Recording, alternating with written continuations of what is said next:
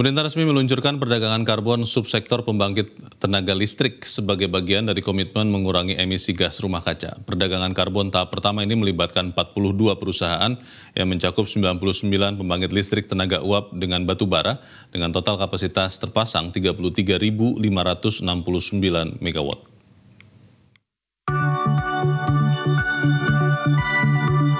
Perdagangan karbon subsektor pembangkit tenaga listrik dengan skema cap and trade atau jual beli karbon antara PLTU batubara akhirnya resmi dimulai.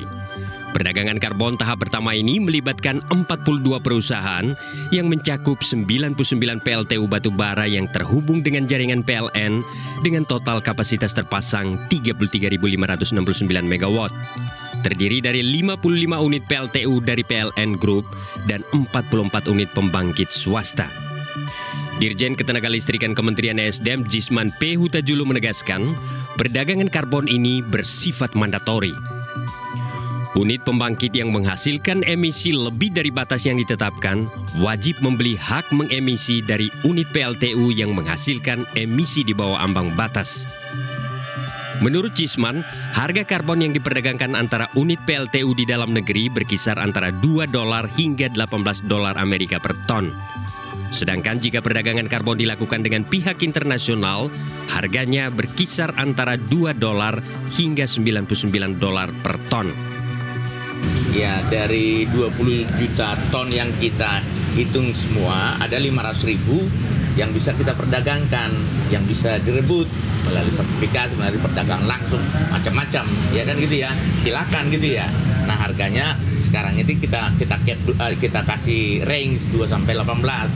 Tapi ya di sekitar itulah market price nanti yang bisa B2B antara mereka, gitu aja udah. Simple aja. 18 apa, Pak?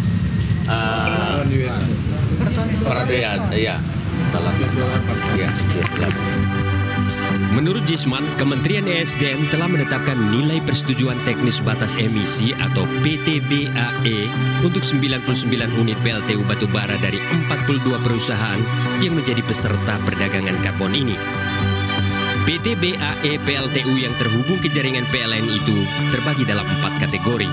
Antara lain, PLTU non-mulut tambang dan PLTU mulut tambang dengan kapasitas terpasang 25-100 MW dengan ketentuan batas atas emisi sebesar 1,297 ton CO2 ekuivalen per megawatt.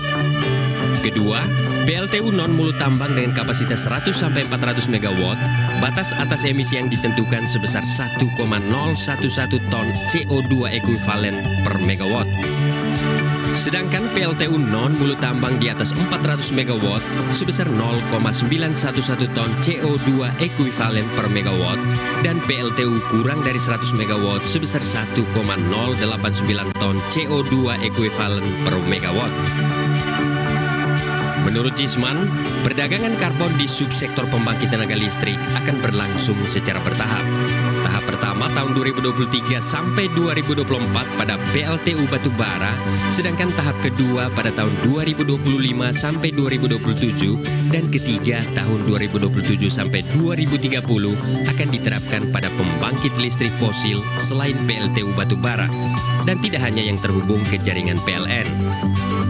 Tim Liputan Media Group Network.